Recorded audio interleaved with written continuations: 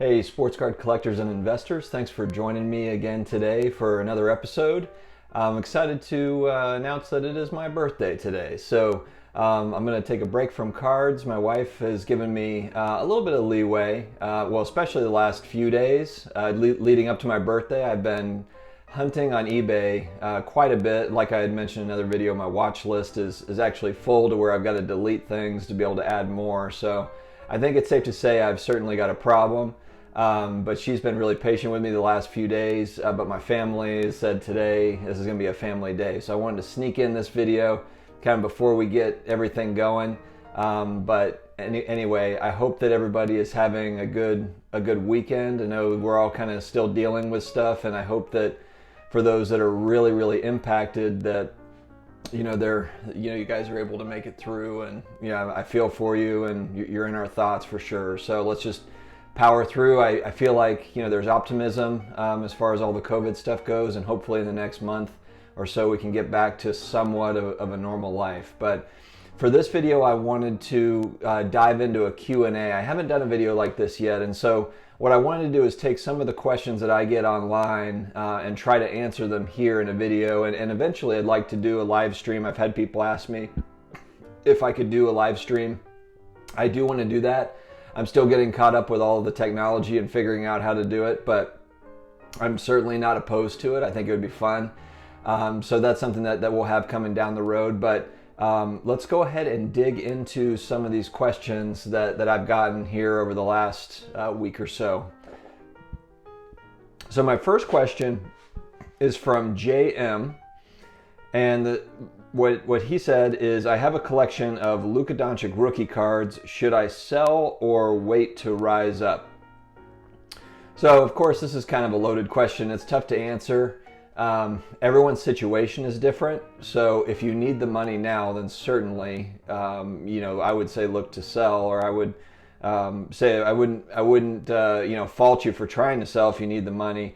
The part we don't know, I would need to know, which sets are we talking about? Are they raw? Are they graded Luca rookies?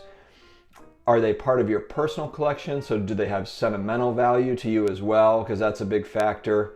Are you looking to, was it strictly a financial deal where you're looking to flip the cards? Or, is it something that's really going to bother you from a sentimental standpoint if you sell them? So a lot of variables to that question. For me, I think that as far as Luca cards go, and actually for me, basketball cards in general, outside of a few outliers, I am holding on basketball cards to sell just until the season starts back up, or at least until we've got a date where it's gonna start back, because then you start, the excitement starts to build. I mean, if the NBA comes out and says, hey, we're starting back up June 1st, my impression of that news is probably going to be that everyone's getting pumped up for the season to start back up, and I don't think that would have a negative effect on a lot of the pricing. If anything, I think it could have a positive effect. So, those are things to consider, as we're looking at basketball cards in general, and then Luka Doncic especially, so as well. So that's my first question. Hopefully that's helpful, JM. Next up, I've got a question from Chris. Do you ever send cards into PSA or just buy cards that are already graded? So far, I have not submitted to PSA. So I only buy graded cards or raw cards that I feel comfortable in flipping. And the reason why, flipping them raw, let me clarify. I don't feel confident in myself enough to be able to pick cards online, because I'm buying 99% of the cards I'm buying are online, to be able to look at the card and feel confident that it is a PSA 10 or a PSA 9. I don't think you necessarily have to have a PSA 10 to get good value out of grading, or BGS or SGC for that matter.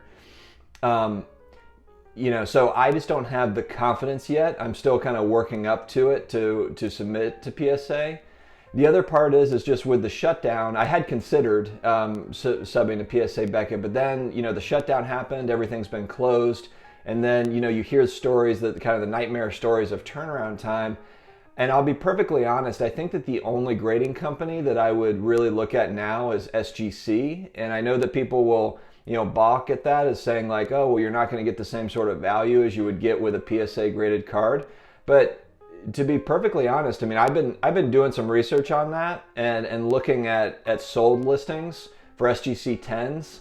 Now, granted, I haven't looked at anything lower than a 10 SGC, but I'm not seeing a huge price disparity between SGC 10 and PSA and BGS graded cards in a lot of instances. There might be in some, maybe in really high-end cards there are, I don't know. But the stuff that I've looked at has been fairly comparable enough to where if I'm only waiting 2 or 3 weeks with SGC, or maybe a month as opposed to 6 months, for some of these other companies, I'd feel fine going with SGC. I don't have some people are just extremely loyal to PSA and BGS. I'm not really there, and I've stated in other videos too. I mean, there was a time in the early 2000s where people were popping PCA graded cases, PCA 10s, taking cards out of PCA graded cases and submitting to BGS, because BGS at that point was considered to be the main, the top grading company, kind of what, PSA kind of holds that now. So that just kind of shows you that just because a PSA 10 might be, the top tier card in collectors and investors' mind right now, that doesn't mean it will be in 5 years, 10 years, 20 years. There might be a whole different set of grading companies in 10 years. We don't know. And I don't think it would be bad to have some added competition. And SGC is not a brand new company. It's got a great reputation.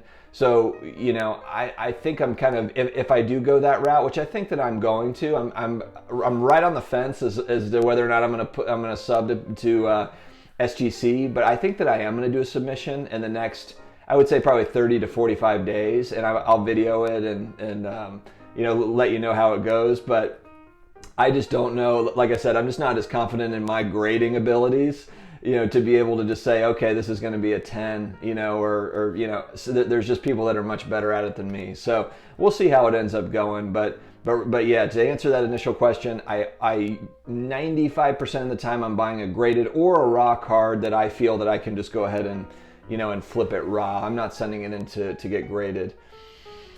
And, for those that say that a lot of people, for those that say that the raw cards that are being sold on eBay are not 10s because somebody smarter than me, for example, has already looked at that and decided that it's not a 10, that's not necessarily true. I mean, think about it. If PSA and BGS are closed and you don't have the opportunity to submit, but you still need to make sales, you're a card company, you're a card shop and you need to make sales, or you're just an individual that sells a lot of cards, it might not be that you don't think it's a 10. It might just be that you need to turn it. You need to flip it because you're trying to make sales. I mean, these, people need to make sales. So I would not assume at all that if you're buying a card raw on eBay, that it's a 9 or lower because somebody smarter than you looked at it and said that this is not, gem mint card. That's to me, I don't believe that that's the right thinking.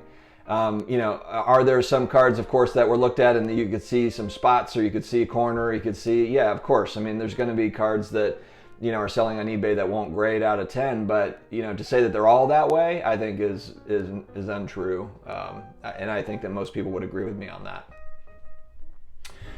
Next question I've got is from Sean, and he says, I've got a low pop. And for people that don't know, population report, so there's not that many on the population report is what he's saying. PSA 10 Zion card, and trying to decide to sell now or wait. Do you think there is an advantage to selling it now before the PSA floodgates open back up?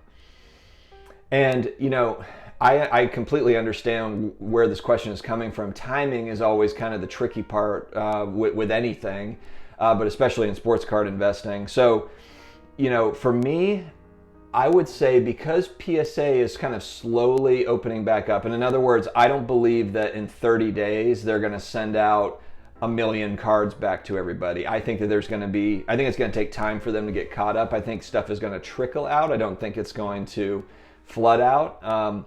And so for me, I would probably, if this was me in the situation, I would wait until June 1st. Or at least until basketball has been announced again. So if in 2 weeks they say, hey, basketball season starts in 2 weeks, or basketball season starts in 30 days, then I would probably look to sell on that hype of the season starting back up, because I do agree, you would want to try to beat that rush. And you're talking about a Zion card that is a very new card, to where they're more than likely they've got a fair amount of them sitting at PSA and at BGS, waiting to get graded. So you are trying to you're trying to beat that rush, but at the same time you want to capture, try to capture at least what you feel could be a higher dollar amount. So for me, I would kind of ride it out a little bit longer. I would wait until probably an announcement of the NBA season starting back up. Hopefully the NBA season is starting back up. I'm just assuming that. I'm assuming they're going to do something with it, but that would probably be my unless you need the money right this second, then sell it. But I would say if it was me, I would probably wait for 2-3 weeks, maybe 4 weeks to June 1st, and then pull the trigger at that point, make a call on it. And then it doesn't hurt as well to hold longer, but I think that would probably be my play for this card. All right, next question is from L. I had 2 Michael Jordan cards graded, which I felt were mint. One came back in a 6 and the other a 5 from GMA, that's the grading company that he used, but for some reason I cannot sell them on eBay. Should I stop getting my cards graded?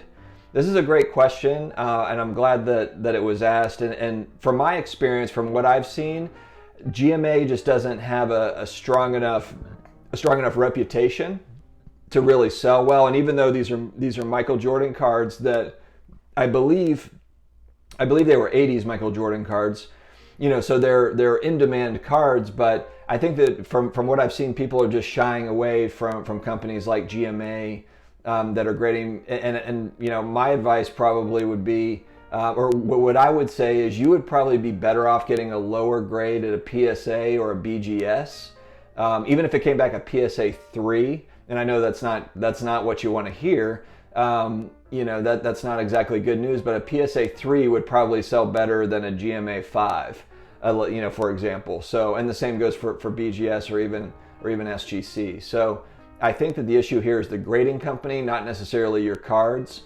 So I would say probably resubmit those. If it was me, I would probably take them out of the GMA holder, and I would resubmit either to a BGS, an SGC, or a PSA. That would probably be my play on that one, I would say. Next up, I have a question from Noah. What do you think of Giannis Hoops PSA 10 rookie cards? I love those. I love those cards. I don't actually own one. I would love to. The last I looked, and I did another video on it, they were right in the $400 to $500 range price-wise. And I think that it's kind of one of the last, base cards that's fairly affordable for Giannis. And so for me, and even though print runs were higher on the hoops than some of the other sets, it's still one of those sets that people know. And I think that just from a value standpoint, with a lot of his stuff, that would be the way to go. And even though print runs are higher, print runs were not crazy 6 years ago, 7 years ago for his rookie card. That was print runs have crept up here over the last couple of years due to demand, but 7 years ago, demand was not what it is right now. So even though it's a hoop set, it's more base, it's more common. In a PSA 10, I think that is a great value card, in that price range. So, if you can find those, if it was me, I really like those. I like the value in those Hoops Giannis rookie cards at a PSA 10. I think another good evaluation would be, and I haven't looked into PSA 9s for those, but I've become more bullish on PSA 9. I went through a time where I was like, you know what, I'm getting rid of all my PSA 9s because people just went PSA 10. I've kind of rethought my strategy there. So I would say too, just to kind of piggyback on that, I love PSA 10s, but PSA 9s might be too, where you find value, some good value, depending on that price point. And I'm not sure, I don't have pop reports in front of me, so I'm not sure where those are, but there could be some value there as well in the PSA 9s over time. All right, and then next I've gotten many questions about Michael Jordan cards. Should I be buying or selling Michael Jordan cards right now? I would say I am definitely more on the sell side for Michael Jordan cards. Just trying to get into buying, Jordan stuff. Can it still see a big, does it still have, room to grow? I definitely do think that. I think that, especially on those base cards that go back into the 80s, and then 90s base cards, the more common ones that you see talked about, where I would be really, really careful with Michael Jordan cards when you're buying are, so there was a boatload of Michael Jordan basketball card sets in the 90s that were printed. So there's a ton of limited print run, one-of-one type cards, loads and loads of them, because Michael Jordan was just so popular.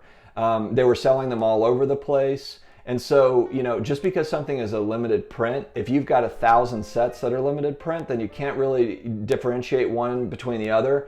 And so buying those to me is kind of unless it's for personal collection, then I think that, hey, great, if you're collecting Jordan, then for personal collection, go for it. If you're looking to flip, if it's for investment, I would say to maybe go with more of the regular cards that people know, just because it just dilutes the value when you have so many different limited print cards. And the 90s was notorious for this. Not just for Michael Jordan, but for a lot of players. But Michael Jordan was next level since he was the most popular player. He was actually, I think I saw somewhere where he was one of the most popular people in the world, not just players.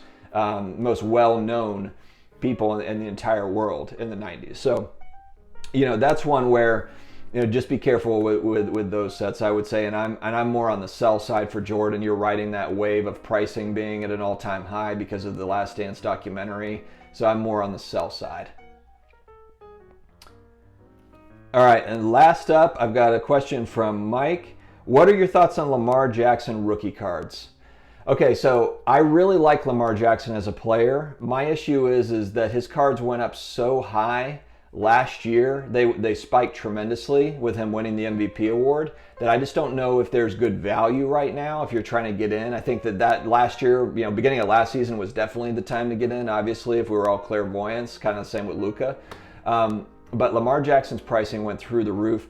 My concern with Jackson, and with football cards in general, you got to be careful with, he's got that Mike Vick running style of play, which is exciting, but from an injury standpoint, I worry about him a little bit, because it just takes one hit with any of these guys. And, if he goes down for the year, then, cards are going to sag, and so, he makes me nervous on that front.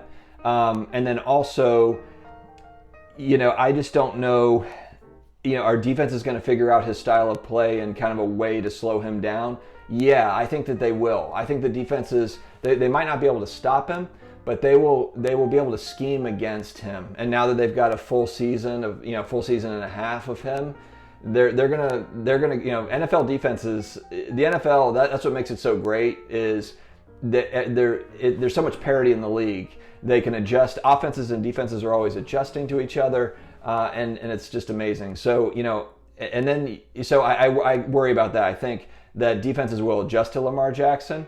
The other piece is, I think the AFC North got a lot better. I think that, the Steelers are getting Roethlisberger back. They're always contenders. And so the Steelers are going to be better this year, I believe, with Roethlisberger. I believe the Browns got better because they got Baker Mayfield, offensive lineman. They got him a couple more weapons. There's really no more excuses for Baker Mayfield. He should have a good season this season. He's got, they have good defensive players. Their offense is well-rounded. Now they've got an offensive line. They've got Conklin from the Titans, who is a Pro Bowl tackle, and then they drafted arguably the best tackle in the draft, last week. So, the Browns, I believe, will be better. And then the Bengals, they might not be better, but I don't believe they're going to be worse with Joe Burrow. I think that Joe Burrow, we'll see. He's a rookie quarterback, so he's got the learning curve ahead of him. But let's see what happens with the Bengals. The Bengals could surprise some people. So I think that division as a whole just got it very good. And I think that that's going to be trouble, for Lamar Jackson cards. It just might group him in with the rest of the players. We talk about NFL quarterbacks, and it's like, it's really tough to pick them. I mean, you got Dak, you've got Wentz, you've got, there's a bunch of guys that are kind of in the middle here. And then you've got, last year it was like Mahomes and Lamar Jackson went, through the roof. So picking quarterbacks has never been harder, I don't believe, in the NFL, because the talent gap is so narrow that there's just great quarterback play. There's not too many teams that that don't have a very good quarterback. I mean, if you go down the line of the 32 NFL teams, and there's just not, there's maybe a few that have either rookie quarterbacks or a few quarterbacks that are unproven. But for the most part, these guys all have starting quarterbacks. They've invested in it and they're solid. So it's tricky. So anyway, Lamar Jackson, while I think that, he could be a good play, it's just a matter of finding the value there. So you're going to have to, I think, kind of scour the listings and find that outlier of oh, this was priced, this looks to be underpriced, and taking advantage of that. But, all in all, I'm excited for the NFL season to hopefully, start up here in the next couple of months. Thank you guys for your questions. I appreciate it. I hope that this provided some sort of value to you. Please stick around, subscribe for more videos. We're coming at you typically with videos every day. Comment below with your thoughts. I always like to hear back from our watchers, from our viewers, and I look forward to seeing you guys again next time. Take care.